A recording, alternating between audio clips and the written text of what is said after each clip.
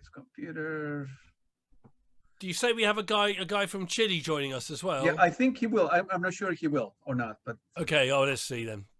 yeah. All right. So for my introduction, good evening, Kavus. My name is Claudio. Let's make a formal introduction for our listener. From the studio in Fairfax City, we're very humble and grateful that Kavus accepted our invitation to our show. Guapo is a British musician, composer, singer, record label owner, and broadcaster. He's one of the founding member of the Monsoon Bassoon, and then later on he joined the rock group Cardiacs. He currently plays guitar for Guapo and then for the legendary band Gong. Kavus, welcome to the show. And then for the record, this is nice our interview here, number 13. Man, very nice to be here. Thank you. You're a very prolific musician, man. How you manage? Yeah, well, you got to be. It was never the plan. It was never the plan, but I like to make music. Yeah. And I've got a very clear idea of the kind of thing I like to do. But then I enjoy whether I'm collaborating with other musicians or whether I'm in charge and doing it all myself. I have my own band, Knifeworld, where I do all the arrangements and writing. And I have a solo thing I do, but also in Gong, it's a democratic collaboration. I play in an improvised trio. One of my favorite things I do called the Utopia Strong. That's all starts off as improvisation. And then at other times in Cardiacs, I'm a soldier. I'm just there to serve because I love the music so much. Oh, absolutely. I play, I learned the part, and same, I played with, Steve Hillage, and I play the parts that I'm supposed to play. If he says do a solo here, I do it. But I mean, I'm happy to, if I love the music, I'm also happy to be a soldier. So I love to be involved, and I love to play and write, and compose, and everything, and also just play other people's music. I have a radio show like you, and really, yeah. I stopped recently, but for about the last, I suppose, 8 or 9 years, I was doing a radio show with a guy called Steve Davis in the UK. It's all on Mixcloud, and in fact, it was through that radio show, having David Allen as a guest, I got to know him and ended up getting asked to join Gong. So I've never really had a plan, but I've always known, I've turned down things that I wasn't 100% about. I always knew exactly the kind of music I wanted to be making. That's not to say exactly the sound of it, but I know when something's right for me, and I know the right musicians to play with. I think so. I feel very fortunate to. Yeah, I mean, growing up, were your parents particularly musical at all? Do you have any influence? Your dad coming from Iran, or something? Worried? No, not at all. I mean, my dad's quite musical in that he sings. He sings a lot to himself. But I mean, they were never very happy about me being a musician. I imagine so. No. So I always felt like I was sort of going against them doing it, and they were there. But in a way, I suppose that might have, I don't know, strengthened my resolve a bit, made it a bit more right. I'm really going to do this sort of thing. I don't know. Yeah. I mean, I imagine that you before you began playing music, I think you were 16 or so. Your parents say, no, go to college, stay in college, college. That's a sure thing. And you tell them that, no, I like guitar. Let me give it a try. It was worse. It was worse. I got turned on to rock and roll music when I was 8 years old. And when I don't know if you remember a rockabilly band from 1980 called Stray Cats. Yeah, I heard the name. And their first single, I heard it when I was 8, and I just thought that's what I want to be when I grow up. I want to do that, and that's all I ever wanted to do. So by the time I got to school, I'd stopped reading. I didn't pay much attention. I was good at music and art and English, but everything else I didn't really pay attention, because I just thought, well, I'm going to be in a rock and roll band. I don't need to know this, So, and I had a band. I had bands at school and stuff. So it was always each time I just tried to get the band sounding better and better. And as soon as I left school, I could meet other musicians, like guys older than me, and guys who had been playing for a while. And so I worked with them because I'd written songs, You know, I was like kind of doing sort of heavy metal stuff, I suppose. Yeah. But and then, you know, from about the age of 16 onwards, I started getting far more interested in what you might call unusual music. So it started with, you know, Cardiacs was big, and, you know, this Voivod and King Crimson and Gong and Henry Cow and sort of John Zorn and things like Steve Reich and Stravinsky. Yeah. And then also kind of more like kind of things like XTC and then like the, I kind of love the alternative stuff. I don't like that word, but, you know, things like Sonic Youth and Melvins. And it was just a really, really good time at the end of the 80s and the early 90s when I was, once I'd left school and putting music together, really good time for music. I think some really, really inventive music going on. And of course, this was, for me, the real birth of that, you might call it second wave of electronic music, with these things like Autechre and Aphex Twin and Orbital and Square Push. It was just really, really, it sounded to me like this was like the electronic equivalent of things like the 70s stuff, like, you know, I don't know, like Universe Zero or Hatfield in the North or Egg. You know, it felt like this was really where the progressive music of the 90s was, this electronic stuff coming up, a lot of it coming out of the UK. So I feel really lucky to have, you know, when I was really listening with big ears and trying to get my influences in my late teens and being in bands, to have a good, real good background of music. And of course, a lot of the 70s stuff listening to as well. Why guitar instead of drums or saxophone or whatever? Well, I always wanted to be a drummer, and I still wish I was. But so I tried, and I just couldn't. When I was 8, I made a little drum kit out of like a big tub, and I made a snare drum out of a biscuit tin. But I just couldn't get what I was hearing in my head. You know, I couldn't do it. But when I played my cousin's guitar, even though I couldn't play it, I sort of thought, oh yeah, I've got this. I can do this. You know, and also I wanted to write songs. I never really worked out other people's music. I just started coming up. I mean, terrible songs, but I just started writing songs when I got a guitar. Yeah, wow. And then eventually, well, you turn 16. You say you convince your parents. Hey, let me give that a try. Let me give that a try. I want to do this. Well, no, I didn't convince them. I mean, I just sort of did it. No, wow. But now I was very lucky. I met a band. I got into a band when I was 16. I met some older guys who were looking to put a band together. In fact, I met them in a music shop.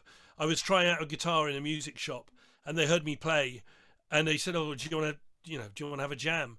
So I had a jam with these guys, and they sort of said, "Well, have you got any tunes?" And I said, "Well, actually, yeah, I have. Yeah, I've got quite a few that I'd been." So I showed them the tunes, and they were really into it. And so we had it. By the time I was sort of 16, I was sort of gigging in the just around the southwest. And then when I was 17 or 18, because they could afford, you know, they could drive, and they had a van, doing gigs a little bit more further out, and small touring, you know, not a lot, but then, you know, touring a little bit. So it was really, it was all I ever wanted to do, you know. Yeah, just at the time you were still living at home, right? Making a little bit of money playing per, you know. No, not really. I was at college. Studying, and then I left home when I was 19. Yeah. And I just went on, like, you know, went on sort of benefits, you know, and just did the band, made money from, and DJ'd a little bit in a club playing music, and just made money from whatever ways I could, you know, just hit things here and there. Wow. And then I moved to London when I was 21, and that was the big change, really, moving to London, because we had this band, the Monsoon Bassoon, and that was kind of, for me, that's where it really starts, the kind of music that I'm making now.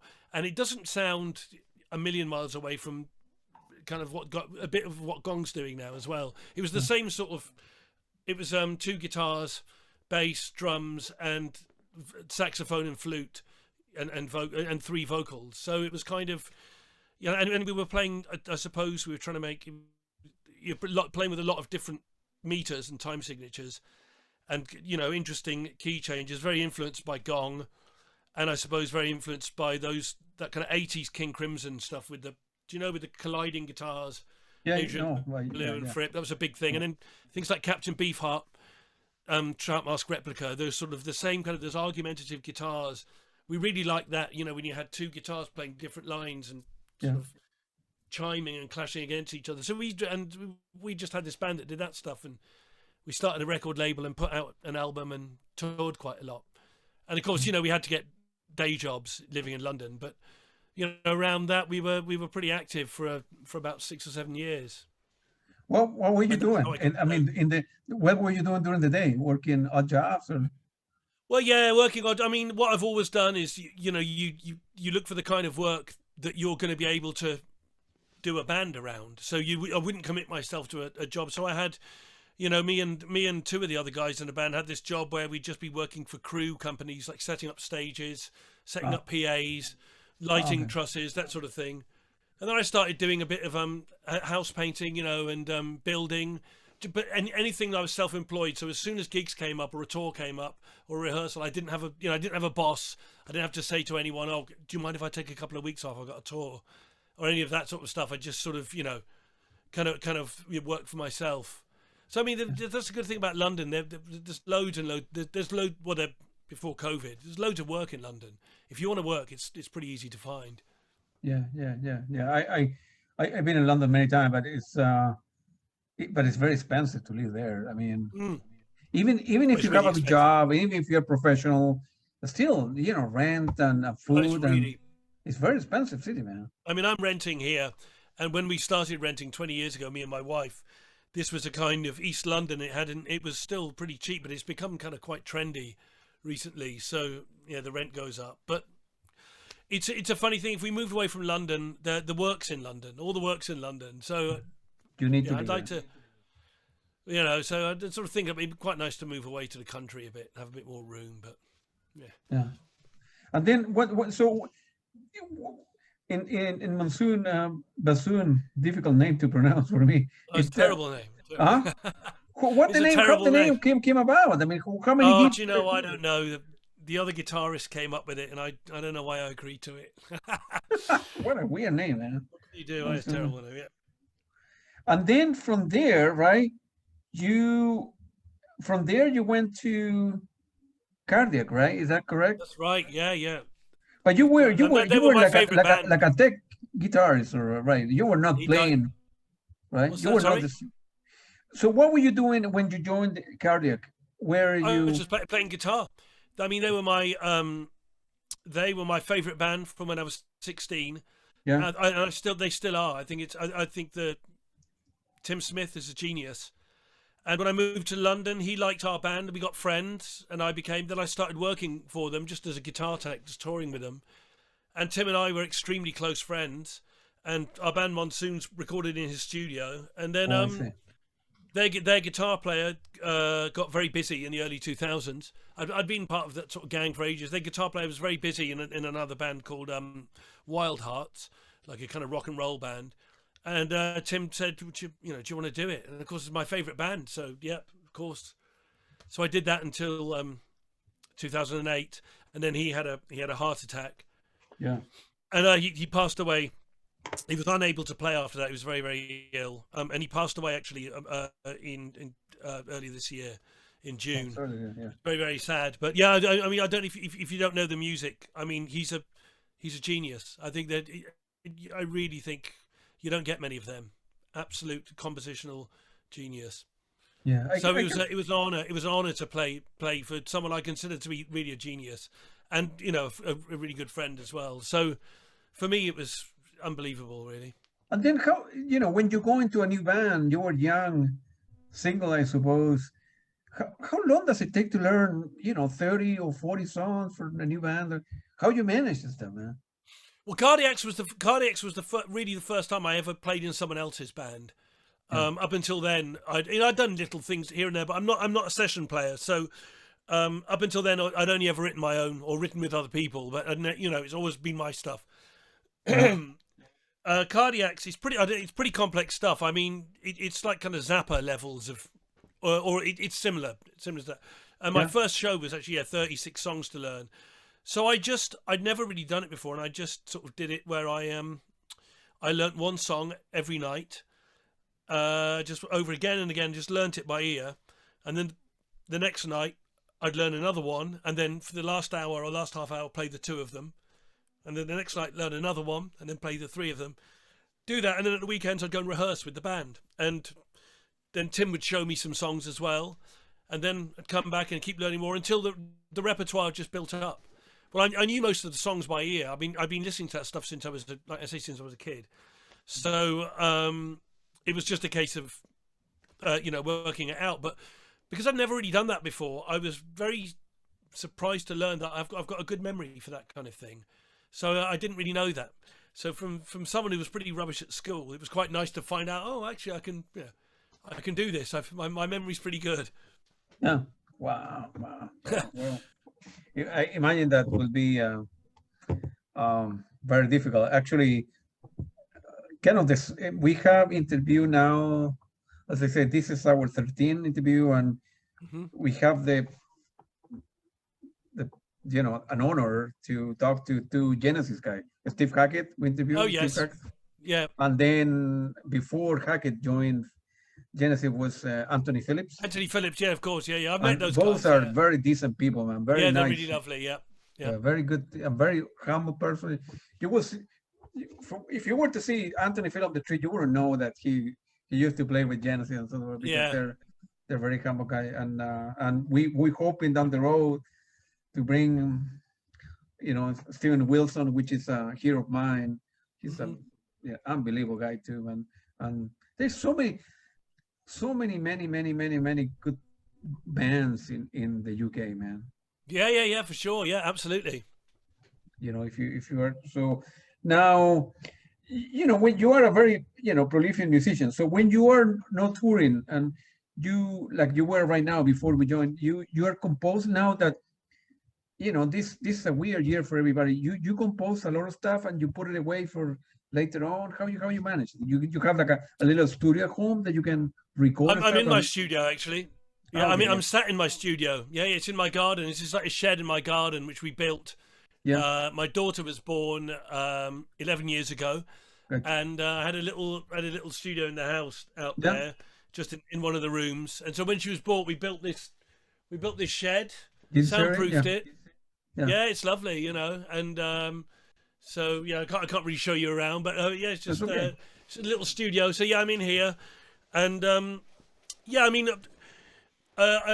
been working on a book. I'm just finishing a book with the guy I do, that guy Steve Davis, who I play in the Utopia Strong with, and also we DJ together. We DJ both out at clubs and festivals, playing weird psychedelic, experimental prog, post-punk, electronic music, obscure kind of stuff. And so we've written a book. We're just doing the finishing touches. So I've been doing that for about the last 2 or 3 months, just constantly.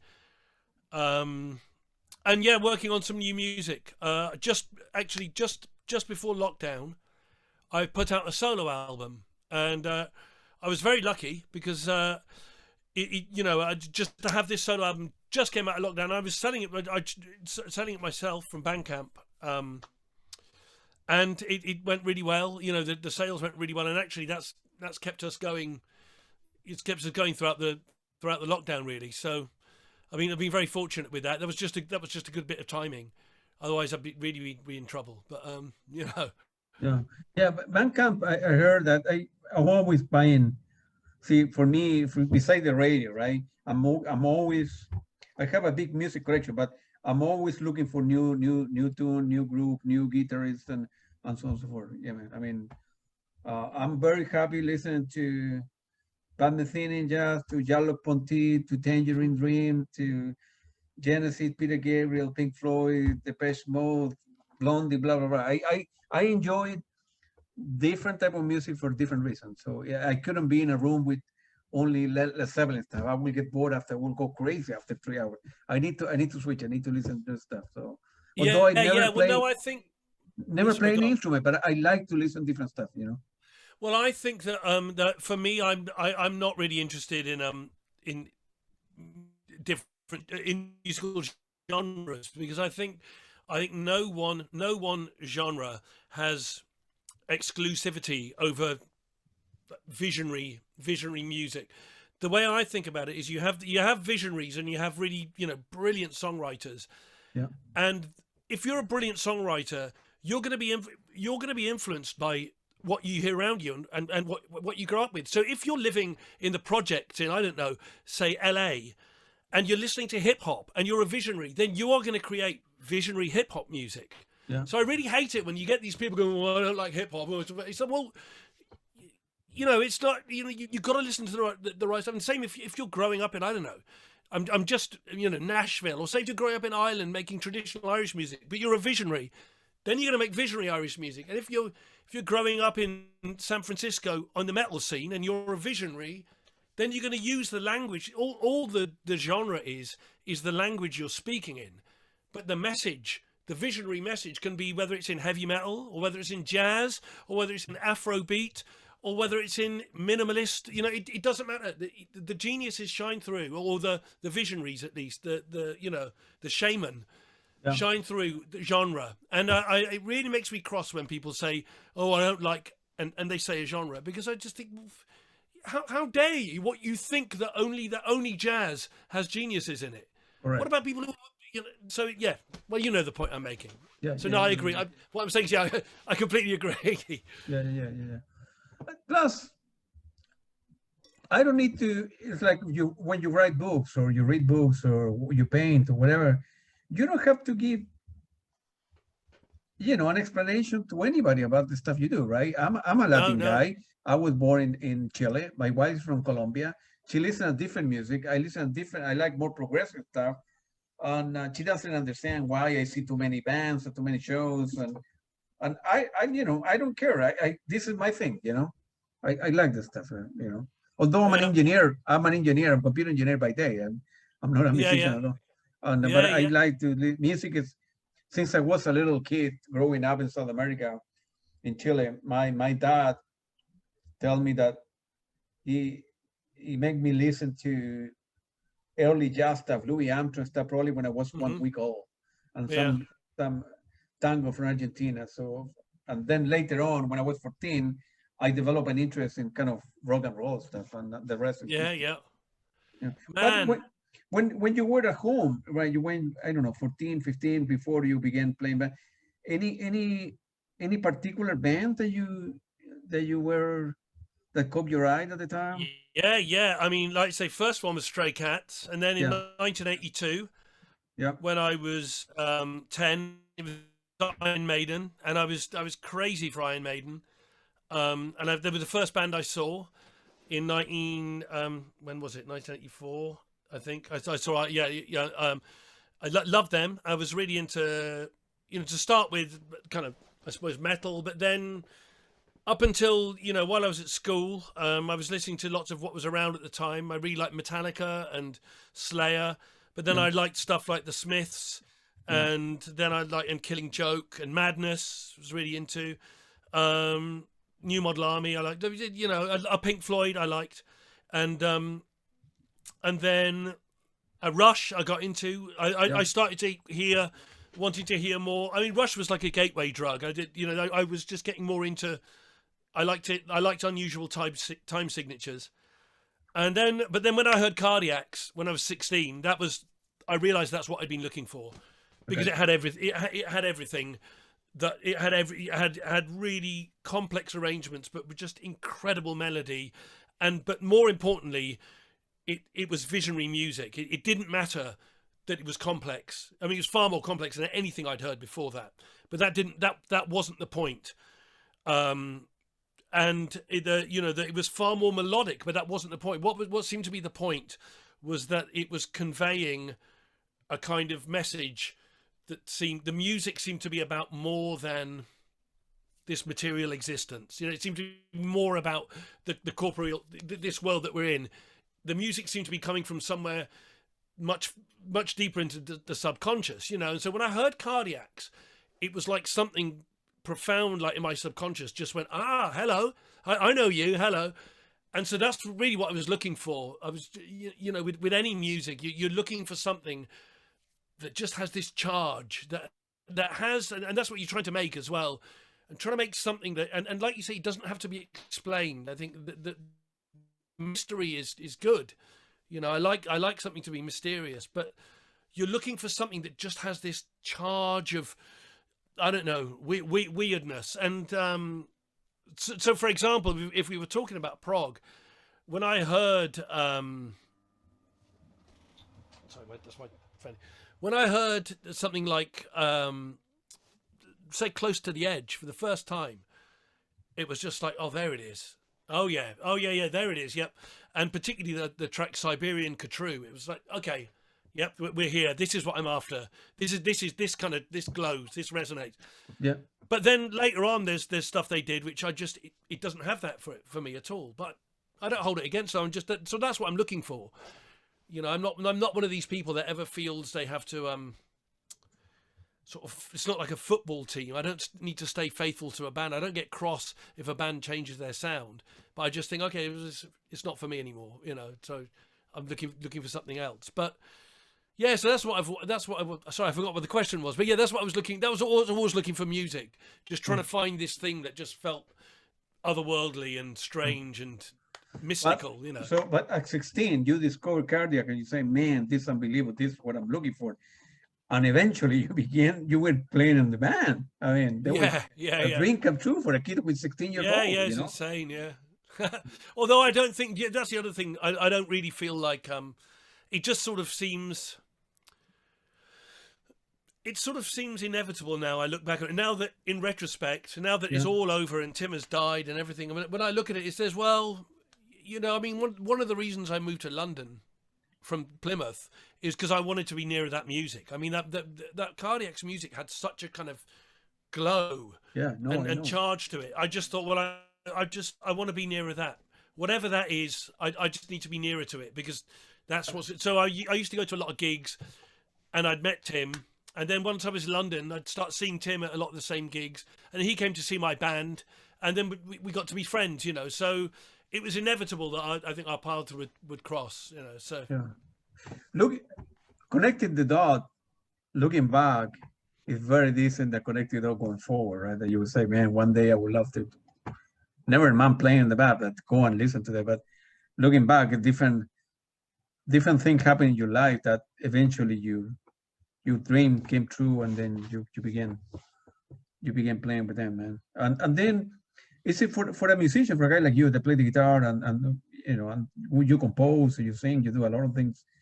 Is it difficult to, I don't know, like me switching companies? It's difficult for you to leave a band, or because the next album they want to do it more pop and you want to do psych stuff or whatever? It's when do you know inside of you that, hey, it's time to leave the stuff and join another band or do something on my own for a while? How do you know that? Well, I've never had to do that. I've never been in that position. I mean, the people I've worked with, I mean, Cardiac's, it was kind of, like I say, Tim was a genius. Everything he did was, I was into it. He's just genius composer. Yeah. In terms of anything else I've done, I've always been one of the main songwriters. So in Gong, you know, whether it's Gong or in Guapo, once I joined Guapo, once we started making new music, I was one of the chief songwriters. And then in my own band, Monsoon or Knifeworld. So I've you know, in Utopia Strong, I mean, I've never been in a situation where somebody has said, okay, we're going to do this. I think no, I've not been in that position. Yeah, but I don't ever leave bands. I mean, yeah, that's what I'm saying. You can keep, you know, most of the you have like 3 or 4 different things at the same time, right? You finish an album with them, you do with another one. But you know what? I tell you what, I'm going back a few years now. In about, I think it was about 2007, or no, maybe it was 2009. One of the bands I play in, Guapo, was playing at a festival in the south of France called Rock in Opposition, and Magma were playing there. One of my, I think another genius, Christian Fonder. I think absolutely, you know, the greatest. And I know those guys. We've played with them a few times, and we were talking about, it was me, the guys from Guapo, and James McGow, the guitar player, or McGow, was there. And then a guy called Keith, who's the bass player of a band called Present. James McGowan said he was in 15 bands he was playing in at this point, at that point in time. And then Keith was saying, yeah, I think average is about 5. The average, you're playing about 5 bands. And I think it's because it's not like, for 2 reasons.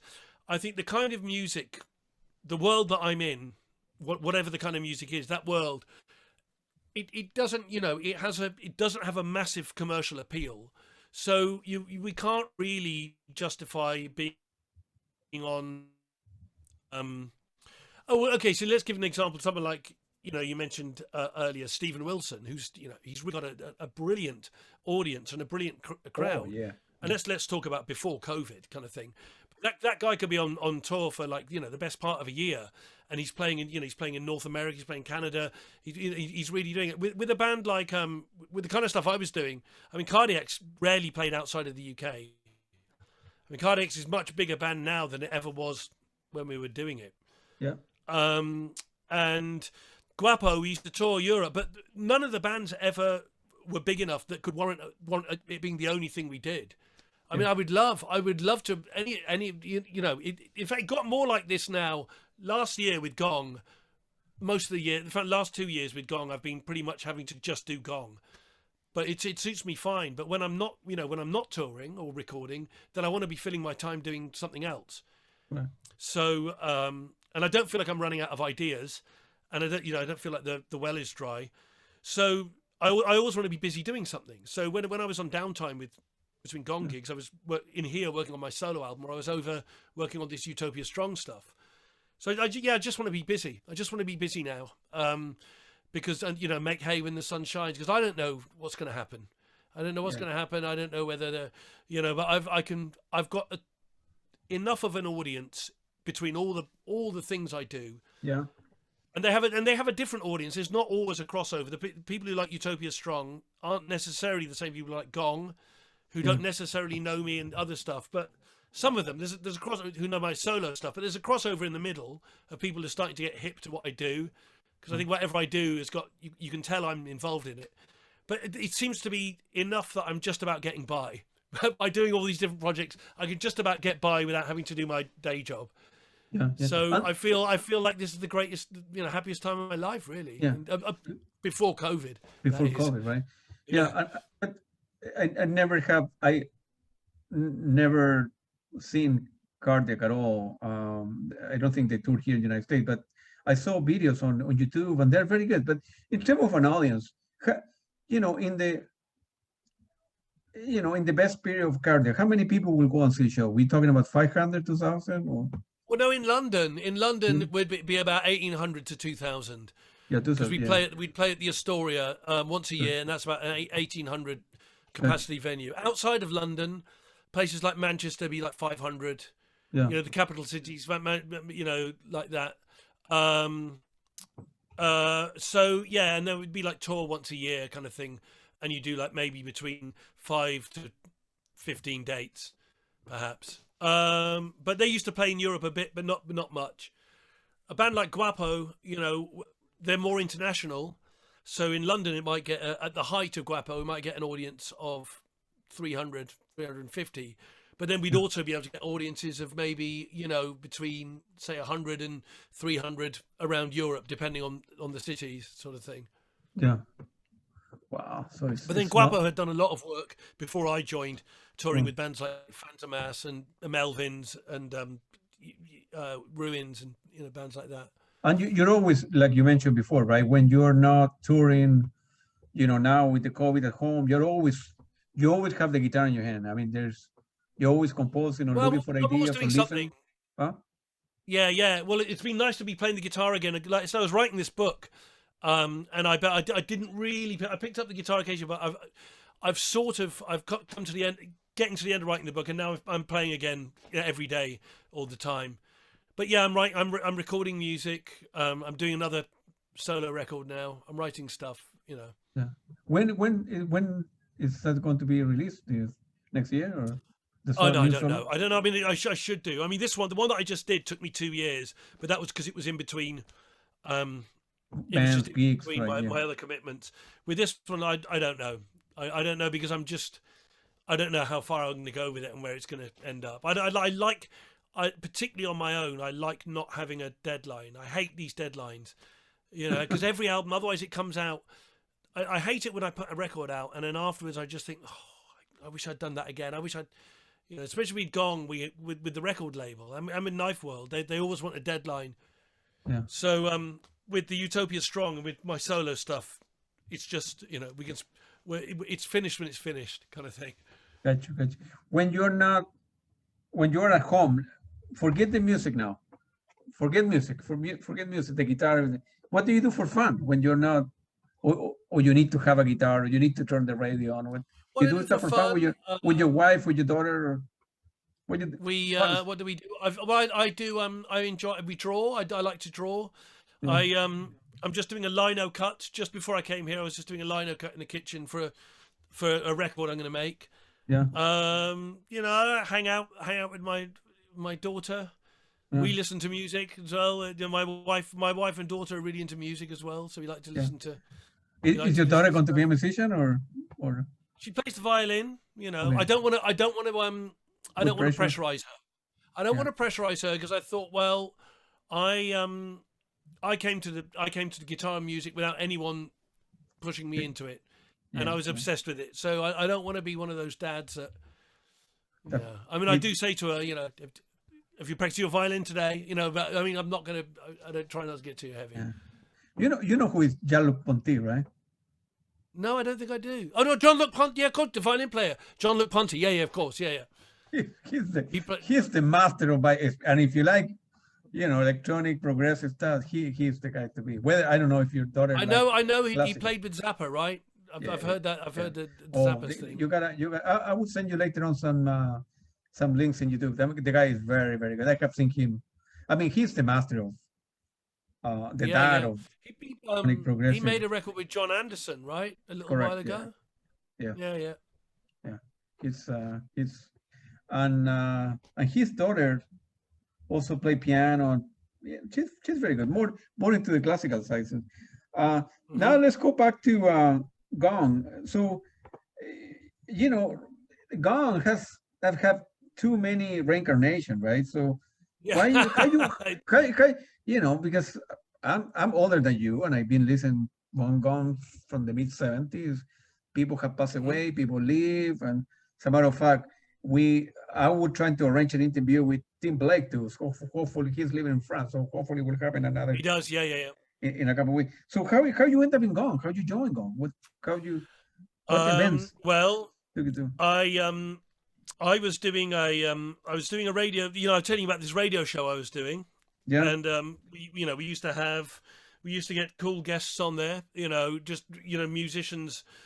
I got to do the show. Me and Steve got to do a show with some of my favorite musicians. We had Chris Cutler from Henry Cow and Art Bears and what have you. So been a fan of that guy since I was 16 or 17. We had Charles Hayward from This Heat and Quiet Sun and what have you. It's amazing. We had people like Jack Zick came on one time. We had Steve Hillage came on a bit later on. These sort of people. And Tony Surgeon, who's amazing electronic musician. And Steve rang me up one day. I was sat right here, in fact, in this same chair. And he said, "You're never going to guess who's got on the show next week. The guys from Gong have been in touch. David Allen's coming on." So couldn't believe it, So we went to meet him at the place they were rehearsing, which is actually just down the road from me in Hackney, the rehearsal studio. Met up with David there and drove in the car to do the radio show in Essex.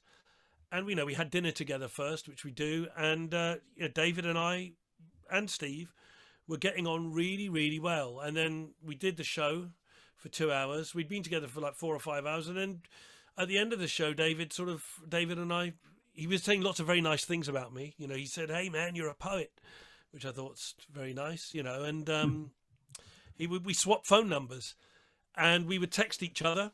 And then whenever he was in town, like Gong played a few months later at Shepherd's Bush. So I came on. It was great to see him, and we hung out there. And And then he was playing a gig very near here, at a venue called Cafe Otto. It's like a quarter of an hour walk in Dalston, and it was an improvised gig, and it was with Marshall Allen from the Sun Ra Orchestra.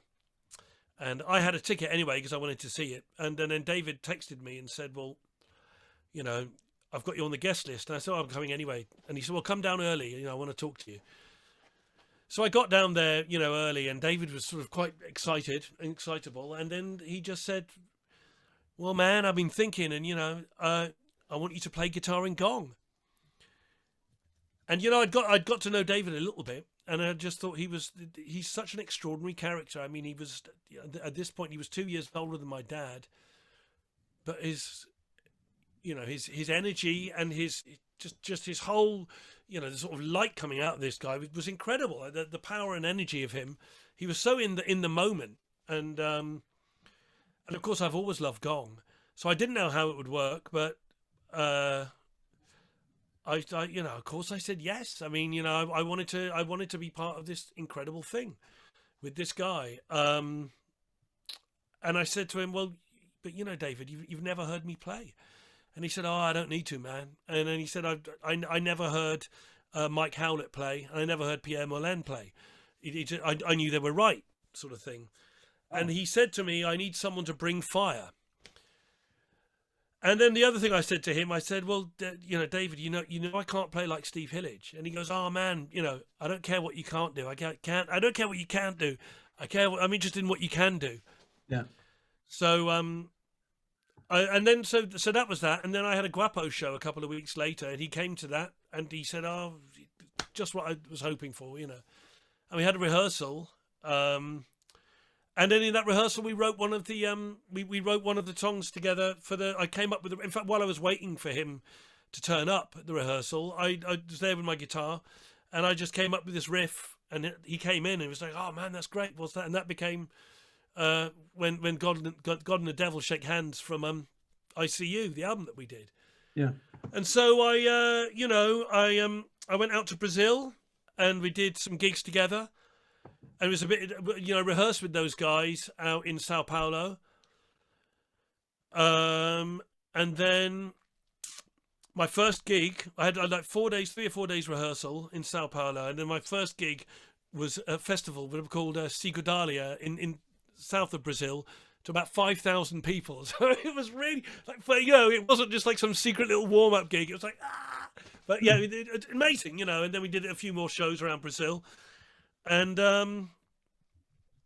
we done a bit of work on the album, and then we carried on working on the album remotely, you know, sending each other files. And then David had a fall, slip, and we had a tour booked, about, you know, 40 odd gigs all around Europe to promote this album that was coming out on K-Scope, or Madfish it was called then.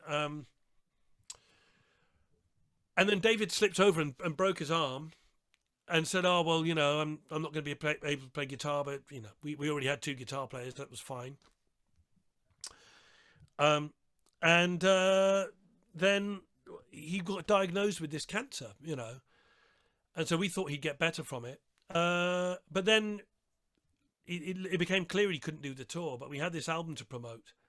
And he had been saying, "You guys have got to continue without me. You know, you have to. I need someone to take this band. You know, I need people to take this band to places I never imagined." And Gong was always an idea. It was never a band in the same way as, you know, Led Zeppelin or Black Sabbath, where it's about a specific lineup. It was always an idea. And you know, by the time, you know, after once David and Ginny leave, there's no original members in the band at all, you know, and you got Pierre Molin stuff. But as far as David was concerned, that was still legitimately Gong.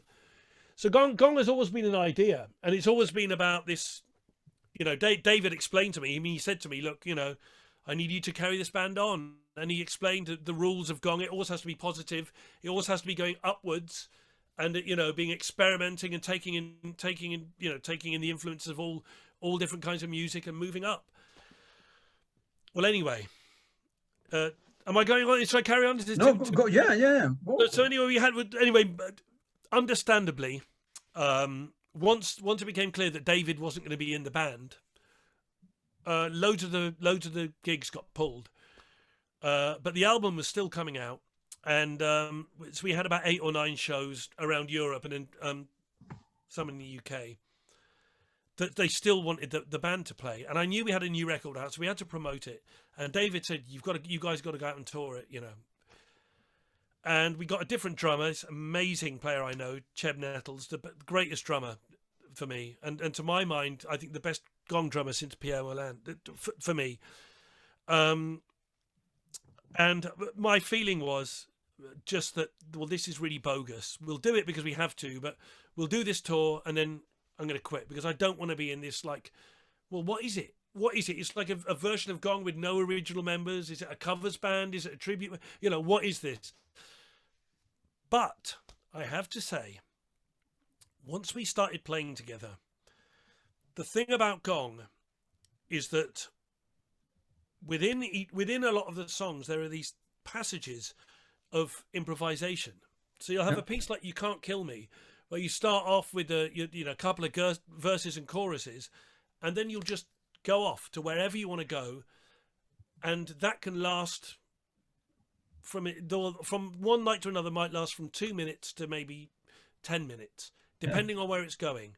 And that's where the band was really communicating, and that's where we were, improvising. You're composing in real time. And what we found from those rehearsals and the gigs is that, my bloody hell, we really, really play nicely together. This combination of people has a really lovely dynamic. And this drummer, Cheb Nettles, is so musical and so instinctive. He's listening to everyone. He's knowing what everyone is doing, and he plays so sort of what's the word I want? Sympathetically. Yeah. And all of us do, and we all have very, very different strengths. So everybody's style we're really interweaving with each other. So we did these gigs, and I must say I was terrified, and but they went really, really well. And when we played in London, Steve Hillage came on stage with us. Mike Howlett came and joined us. I'm so embarrassed. His name isn't coming to mind because he's a friend, and he is. Oh my God. I'm going to come back to this. I'm not even going to try and do it. I'm so embarrassed. But these guys played with us, and they're really into it. And Miquette and all of them were saying, "No, this is Gong. This is Gong. You got to do it." And we got offered some more gigs, and my feeling was, well, until we start writing new material, until we've got at least one album under our belt, this is just a good tribute band. Maybe we have to, even though we were playing some stuff from the album that we'd written.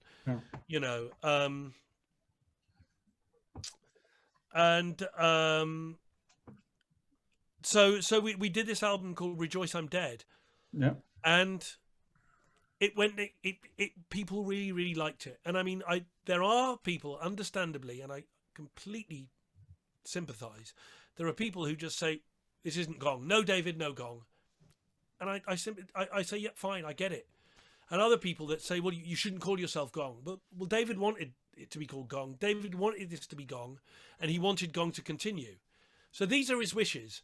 So if the band had been crap, if we couldn't write songs, but we could. Everybody in the band is a writer, and quite a few guys in the band are band leaders. Fabio Golfetti has his own from Brazil, was like something of a rock star there with his band Violeta de Uno.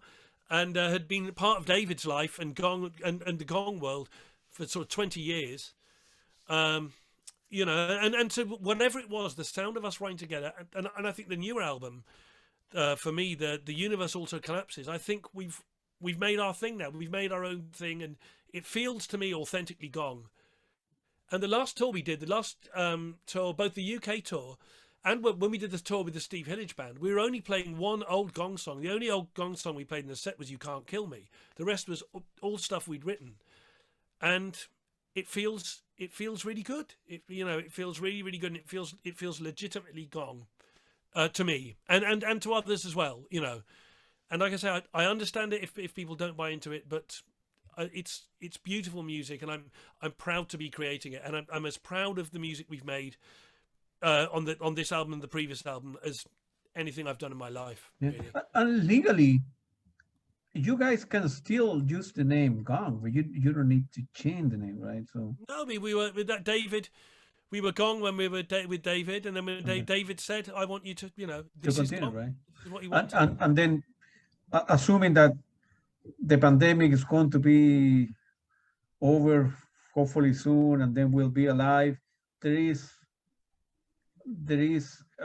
some tours that can be, you know, okay, Well, you're going this to are you going to be touring as Gone plus all the other bands that you have, no, or no, we were. Well, this year we were. This was going to be our busiest year as Gong. We were going to be in Chile, and yeah, we were in Chile in when was it, Argentina, I think, May right? or June? I can't remember. We were in Santiago. We were doing Santiago. Chile. Oh no, it's April, wasn't it? Yeah, yeah, And we were Brazil. you were in this year. You were to South Yeah, America.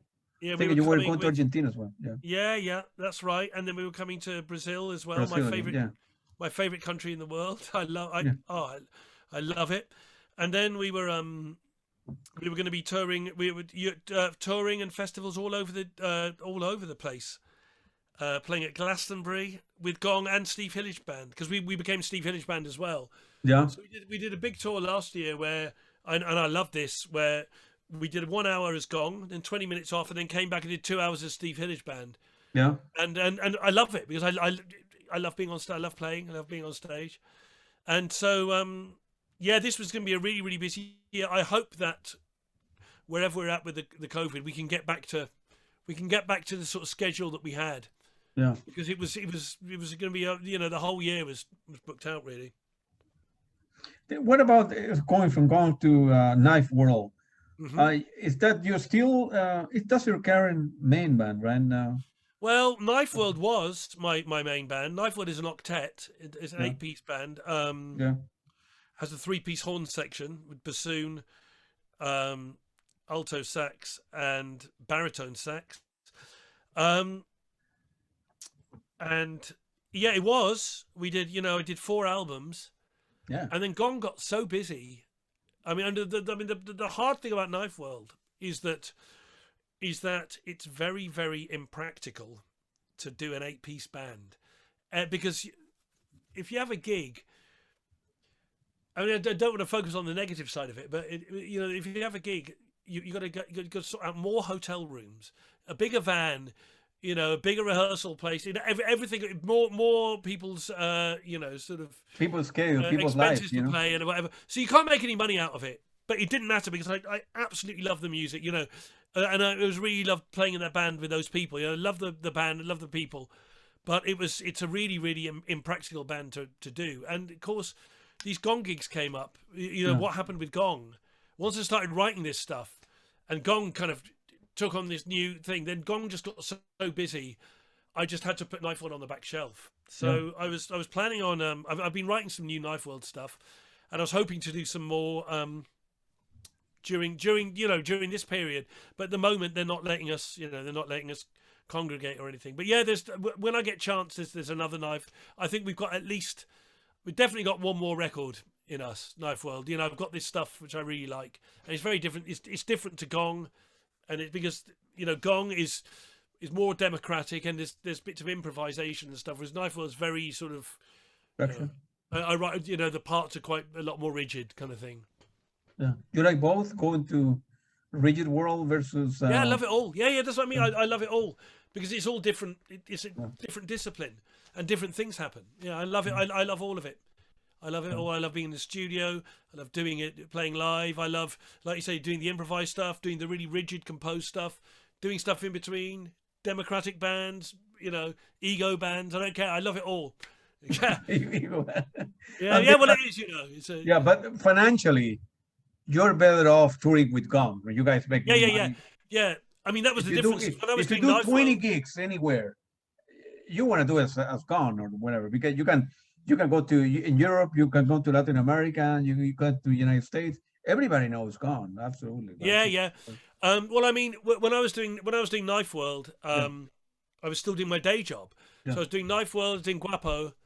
I was still doing a day job. But then once the two things that the 3 things that changed, I started DJing.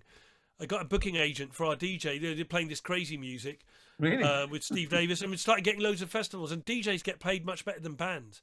I was, Really? yeah, and treated better as well. Yeah, oh God, it's a different world. God, you know, so that was, you know, doing a lot of that DJing, which was great. And then, you know, Gong got very busy, which was really good.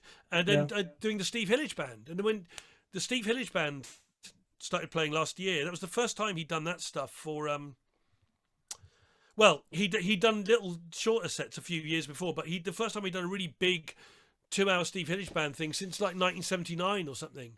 So that was a big deal. So we were playing really big shows, and so yeah, I mean, I got really busy doing that, so I didn't really have time for Knifeworld, and you know, I have to support a family on this, so I had to really go with the money where the money was, but I didn't feel like I was compromising the music, because the process of writing stuff is still, I still feel like I'm, you know, getting my songs heard in Gong, you know. So Sure. If you have the opportunity to play, two questions. If you have the opportunity to play with any musician or band that you have played in the past, and then have the opportunity to play with somebody you never play in your life, who those would be? if I Someone could that do you have played in the past, any band from the past and first, any either band or, you know, a single person, single musician, so you can go back who in your would I life. like to play with? Who would I like to do music with? That's a good one. I mean, the thing is that there are people I would like to make music with, but I don't necessarily know if I'd be able to contribute much to. I mean, I don't know. Let me come back to that one.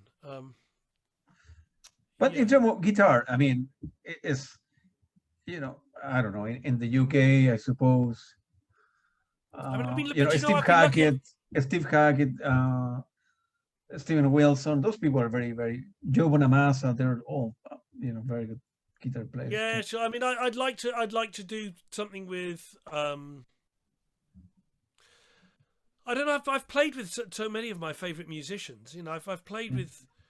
with Tim Smith. I've played with Steve Hillage. I've played with you know, I've played with David Allen. I've played with Bob Drake. I've Yeah, played with Rob Crow, one of my favorite songwriters, I suppose you'd call it. I'd like to play with Andy Partridge from XTC. I don't think you know, I don't necessarily know if. Yeah, I think I'd like to play with Andy Partridge from XTC. I'd like to. I think I'd like to play with. I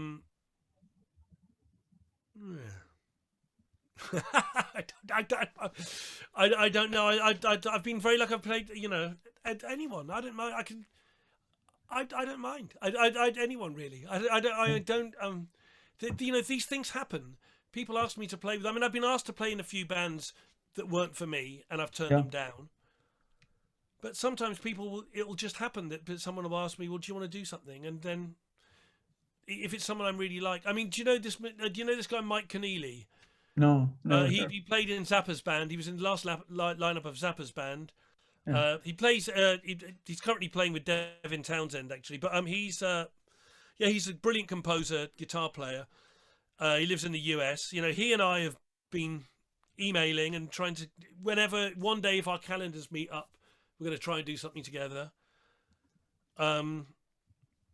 There's a composer, a US composer, a guy called Jim Thirlwell. Fetus. We email each other every now and then. We've had a vague sort of collaboration. I'd love to work with him. I mean, I just think he's an extraordinary composer. You know. Let's see. Yeah. I don't. well, but I mean, you, what I do has such a funny flavour that if I work with someone, it would, you know, it kind of, it brings that funny flavour. It's like cooking with garlic. You know, you always know if you've got garlic in a meal. If I'm in a band, you always know if I'm in a band, because if I'm playing, because unless I'm playing parts that you've written for me, which, you know, other people can do better than me at that. If you let me write my parts, I've got this funny style, I suppose. yeah. Well, hopefully the book that you're writing will come out and do well, and I'm hoping, you know, the pandemic is going to be over soon, and Yeah, me too. and Yeah. then you can do, you know, because as a musician, you make money when you're touring. Yeah, you know, Yeah, you yeah, get yeah, it. yeah. It's Yeah, not like in the old days you used to yeah, tour to sell to promote the just, record, yeah, but now yeah. you make the record to warrant, you know, justify the tour. That's right. So yeah, so it's the other way around. Yeah, no, I hope so too. I mean, I can't do another year like this, but look, there's like I said, there's other things I can do. There's things I can do. You know, I'm gonna I'm gonna try and do this another solo record. You know, Mm. I've got loads of songs. Um, I've got and you know, so I'll be happy to work through that and do that. But I really want to be doing gigs. I mean, I got a couple of gigs, these funny socially distanced gigs booked for December, but Yeah, or it's something for or Gong playing from the living room of somebody. You guys I don't. know, but you know what? That's hard because we're all over Fabio, our guitarist, lives in Brazil. Yeah, Dave, our bass player, spends most of his time in Norway. So it's hard to get us all together. I'm also I'm working on a second studio album with the Utopia Strong, and I've got to say, we've got 1.5 songs finished, and one of them is I won't say it's the best piece of music I've ever been involved with, but it's the most. I don't know if this makes sense, but whatever I do, whatever I'm doing, different styles or whatever, I'm trying to make each thing the most something I've ever done. So if it's like I can't tell you what, I'm not very good at describing music, but there's a piece on my solo album called The Peacock Throne, and I've never made a piece of music like that before. It's the yeah, most whatever that is I've done. And then yeah. there's another thing. There's one called You Broke My Fall, which I think really chokes me up. It's about my friends, my musician friends that have died, I suppose.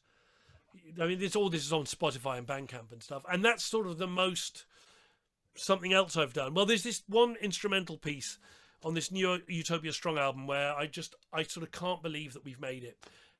It's oh god, in some ways there's a part of me from since the age of 8 I've always been trying to create something that gave me this feeling. And this goes back to what I was talking about earlier, where you make a piece of music that has a charge, that really there's something going on with it. It seems to sort of describe another dimension somehow. It seems to give you proof of something beyond this dimension, and this one particular piece really does it. And I'm so glad that and we only recorded this about 4 months ago, and so I feel really fortunate that at Yeah. this point in my life, I'm going to be 49 in a couple of months, that at the age of 49 I'm still able to be involved with music that makes that I still think like, oh god, I've always wanted to make music like this, I've always wanted to do that. And I think if I'd have just stuck with one band, I'm not sure that would have been possible. I think by putting myself into different positions, different ways of working, you know, allows different sides of you, different sort of approaches to come out. And certainly this Utopia Strong stuff, it's strange because with this stuff it always stays in the same key.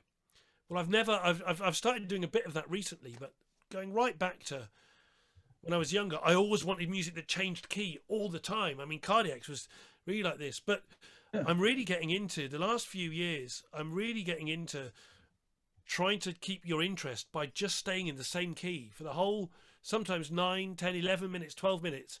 And how can I make that interesting while never changing key? So it's great because and that's what we did on the last Gong album. That we did one song, one side. In fact, it only changed key twice in the whole song. And it's quite an interesting thing because you've got to really make it. You've got to really make it interesting. But then on the other hand, you know, I also like songs that modulate all over the place as well. But there was definitely something I didn't used to do, which I'm really exploring now, is staying in one key. Yeah. Well, you're doing very well, man. I mean, if you look back now, you want to be 49, couple months. You look back in your life, you have a good life. You have played with a lot of great bands, with a lot of great musicians. You do what you like. You do a little bit with this structure band with this. Here, a soldier, like you mentioned. another one, you can do whatever you want, and so on and so Yeah, forth. yeah, Not many, right? If you have stay, if you have played with, let's say, Pink Floyd, or Led Zeppelin, Genesis, that's kind of one style. So, you need to yeah. only move within the range, as opposed to this, you can do whatever you want, right? So, And if you're in a big band like that, they don't like you. They don't like you going. Well, you don't get the time to, and yeah, they don't like you going off and playing with other bands. right, yeah, So yeah, and fine, because there are some bands that are constantly able to reinvent themselves. But yeah, I mean, you look at like an artist like Bowie. yeah, That guy had to keep changing his band because he wanted to explore different styles, But yeah, it was all Bowie, right? Whether yeah, you're talking about whether you're talking about the stuff on, the Man Who Sold the World, the kind of real hard rock stuff with Mick Ronson, or you're talking about the stuff on Low with Brian Eno, or you're talking about the, like Scary Monsters and with like Robert Fripp and Pete Townsend or whatever. And then later on, but it's always Bowie, right? So yeah, he had the luxury of doing that. So, I mean, this was never a plan with me. And I think if my first band, Monsoons, had been really successful, I sort of imagine I would have only ever wanted to play in that band. And who knows what would have happened. But there was never a plan. I never had a plan. I just wanted to be making interesting music as often as possible. And I like people. I love musicians, because whatever it is, because all I ever really want to talk about is music and consciousness. Consciousness and music and kind of cosmic stuff, and art, I suppose. Art, books, films, comics, but mainly music. yeah, And as far as I can tell, the musicians who do this kind of stuff, this very kind of intense stuff, that's all they want to talk about as well. And so it's great, yeah, And I'm not very good at small talk. It was easy talking to you because I was just talking about music and talking about myself. But I'm not very good at asking people, oh, so what is it you do then? Oh, really? Oh, that's because I just want to talk about music. If I ever go to a social situation and I find another musician or I find another music head, it's, oh, thank God, I've got someone to talk to, So where was I going with that? I've forgotten where that started. To not having any plan, I like to be in with different groups, and I just like to make music, and it's so exciting creating this stuff. When you're making music together, it's so exciting because you're building, you're making architecture in another dimension. You're creating this extraordinary structures and buildings with like these hoops flying around them and colors coming out of them and lights shooting out here and floors changing, and you're creating these beautiful swirling architectures together, and it's so exciting. It's so beyond language. It's so beyond what language is fine, and literature is beautiful, but what you're doing in music, it's something so beyond that, I think. It's so exciting to make. I mean, just nothing's better than that. When you're making that, and with other people, when you all know, because you're all seeing the same thing, you're standing around and watching this form occur and sort of rise up out of nothing, and it's magic. You're making something out of nothing, and it's so affecting that I just I can't think of anything that could be more fun than that.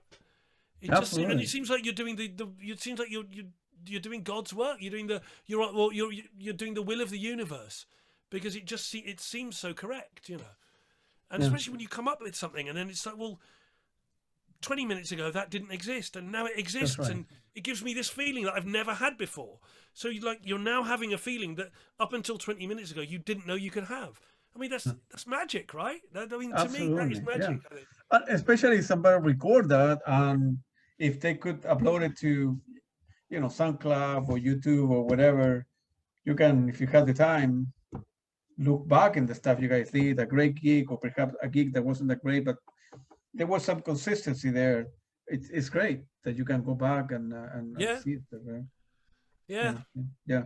Well, thank you very much, Kavus. I wanna in 1 minute I will end the recording, and then I want to ask a question that I don't want to have it recorded. But sure. That was our interview with Kavus Torabi, and thank you very much again for your time. Thank you so much for having me. You are an unbelievable musician, and You know, your dad, your mom should be very proud of you. I think they are now. You know, they were when you were 16. You say, "Oh, no, music is not good. Go to school, go to school." And now look back, that's the best decision that you ever make. No, they get it now. Now they get it. You know. Yeah, that was your life, man. All right, let me start finish the recording.